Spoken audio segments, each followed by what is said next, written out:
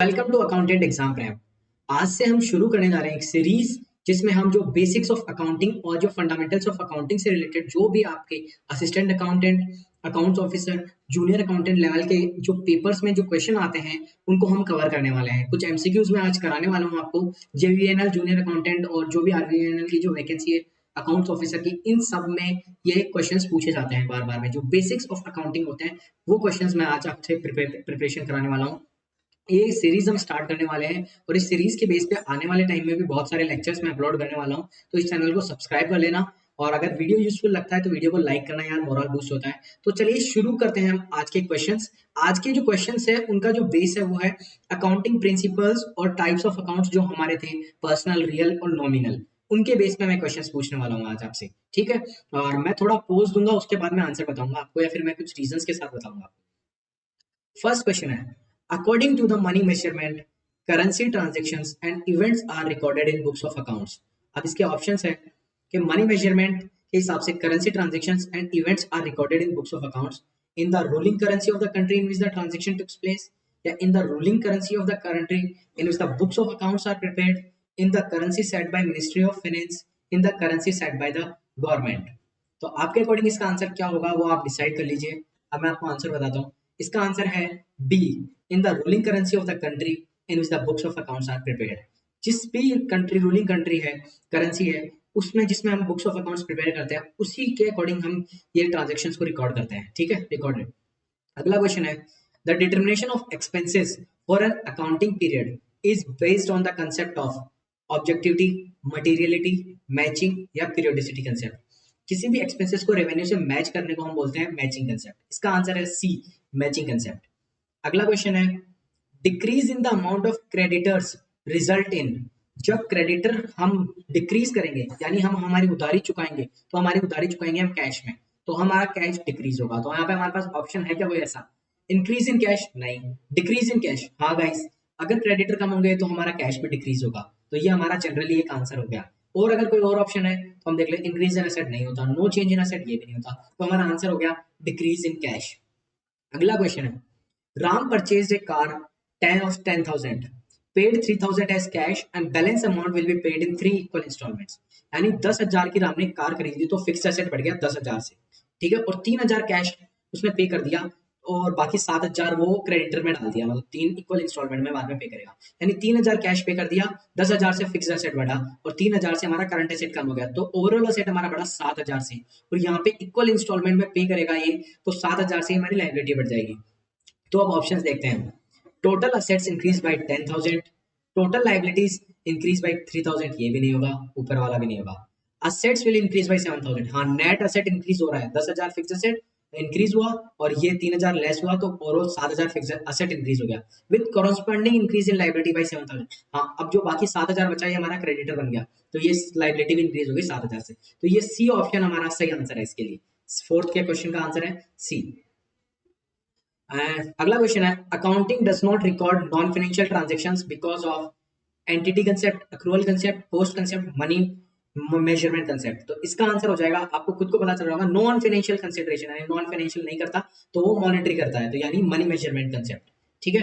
अगला क्वेश्चन है, provision for bad debts is made as per entity concept, conservative concept, post concept, going concern concept. तो इसका answer हो जाएगा conservatism concept. Conservatism के हिसाब से हम बनाते हैं प्रोविजन फॉर बैड डेब्ट्स, ठीक है।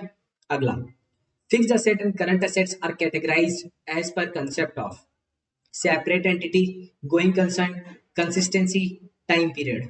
तो इसका आंसर हो जाएगा गोइंग कंसर्न के बेस पे हम फिक्स्ड एसेट और करंट एसेट को कैटेगराइज करते हैं।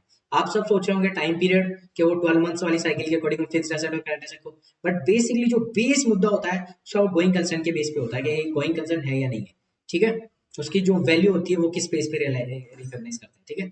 तो ओमिशन ऑफ पैसे and showing the round figures in financial statement is based on conservative, consistency, materiality, realisation.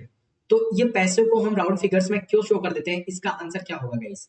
इसका आंसर होगा मटीरियलिटी। मटीरियलिटी का मतलब होता है किस लेवल पे महत्वपूर्ण है वो चीज, यानी कितना इंपॉर्टेंस है उस चीज का। तो हम यहाँ पे ये राउंड फिगर्स वाले जो पैसे होते हैं उसका ज्यादा इंपॉर्टेंस नहीं होता है, इसीलिए उसको राउंड फिगर में कन्वर्ट कर देते हैं। अगला क्वेश्चन है, income tax of sole trader paid is debited to profit and loss account, debited to trading account, debited to capital account और नन ऑफ द अबव। यानी इसका आंसर होगा, सिंपली आप भी समझ गए होंगे कि income tax of the soul trader paid is debited two is capital account guys, capital account में होता है, ठीक है। आगे बढ़ते हैं।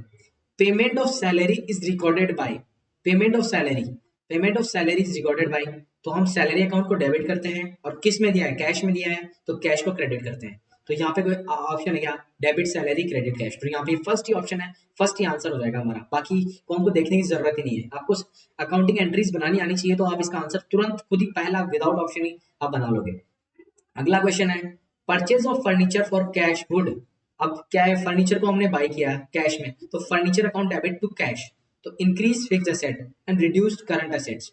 हाँ तो यानी फिक्स एसेट फर्नीचर तो बढ़ गया और कैश करंट एसेट्स कम हो गया, तो ये लग रहा आंसर अभी तक। तो रिड्यूस फिक्स एसेट, फर्नीचर खरीदेंगे तो फिक्स एसेट रिड्यूस थोड़ी ना होगा, and increase current asset, cash जाएगा तो इंक्रीज थोड़ी ना होगा, तो इसका आंसर ओवरऑल हो गया increase fix asset and reduce current assets, A ही इसका आंसर हो गया, ठीक है।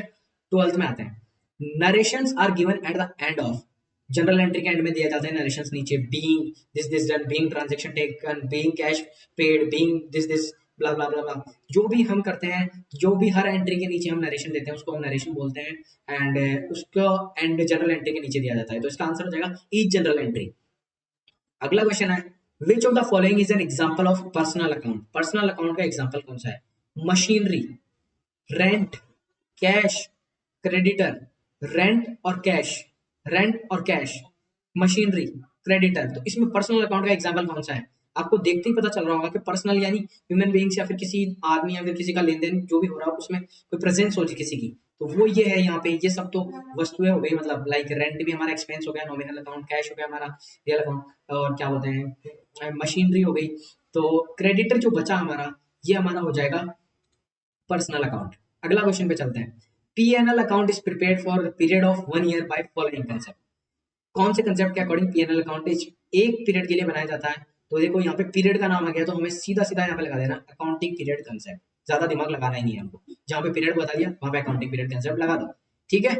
अगला क्वेश्चन आता है, लास्ट क्वेश्चन आज के सेशन का, normally current liabilities mean liabilities which are payable within 12 month, liabilities which are payable immediately, liabilities which are payable after one accounting year, liabilities which are redeemable within 3 months।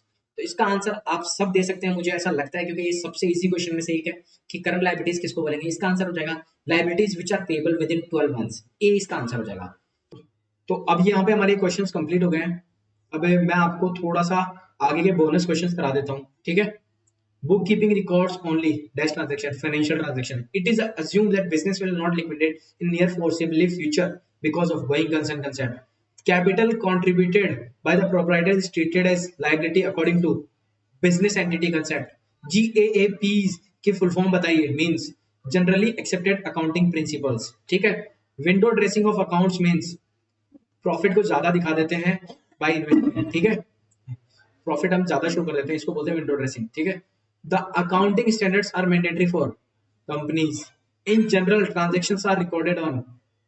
General में transaction किस base पे record होते हैं, chronological order के base पे, ठीक है। The amount of डेब्ट विच इज नॉट रिकवरेबल, और अब बाकी के आंसर्स आप एक बार देने की कोशिश करना, मैं बाद में आपको इसके आंसर डिस्क्रिप्शन में दे दूंगा, एक बार आप देने की कोशिश करना। द अमाउंट ऑफ डेब्ट विच इज नॉट रिकवरेबल और रियलाइज्ड इज कार्ड, हम सब ने पढ़ा हुआ है ये बार बार में। The difference between the selling price and the cost price of the goods is called, जो भी होगा आप बता देना, मेरे को पता है। Livestock is treated as an, क्या मानते हैं लाइव स्टॉक को, ठीक है, एसेट्स मानते हैं, लाइबिलिटीज मानते हैं, क्या मानते हैं। Recording of transaction in general is called, क्या बोलते हैं उसको, ठीक है। Expense account will always have dash balance, यानी कौन सा बैलेंस होता है, डेबिट होता है, क्रेडिट होता है, ठीक है। Brief explanation of a transaction is called, explanation of a transaction को हम क्या बोलते हैं, जो अभी अपन ने क्वेश्चन में देखा था, नरेशन बोलते हैं उसको, ठीक है। Drawings will result in dash decrease in owner's capital, ठीक है। A debtor is a person who dash monies to borrow, मतलब कौन होता है डेटर, जिसको who dash monies to business। अब इसका आंसर आप दे देना, मैं सब आंसर्स को यहाँ पे डिस्क्रिप्शन में डाल दूंगा आपको। अगर सेशन हेल्पफुल लग रहा हो तो वीडियो को लाइक कर देना और चैनल को सब्सक्राइब करके रखना, मैं डेली या फिर ऑल्टरनेट डेज या फिर जब भी मुझे टाइम मिलता है मैं ऐसे वीडियोस अपलोड करता रहूंगा, बेसिक्स ऑफ अकाउंटिंग के यही क्वेश्चन आने वाले हैं आपके एग्जाम्स में। Assistant accounts officer, JBVNL junior accountant या किसी भी स्टेट का जूनियर अकाउंटेंट का पेपर हो, उसमें बेसिक्स क्वेश्चंस पूछे जाते हैं। और आज से हम ये सीरीज स्टार्ट कर रहे हैं बेसिक्स ऑफ अकाउंटिंग की, तो चैनल को सब्सक्राइब कर लेना, तब आपको बहुत हेल्पफुल होने वाला है। और नोटिफिकेशन बेल को प्रेस कर देना, जिससे आपको अगले वीडियोस की तुरंत तरीके से आपके पास नोटिफिकेशन आ जाए कि अगला वीडियो अपलोड हो चुका है।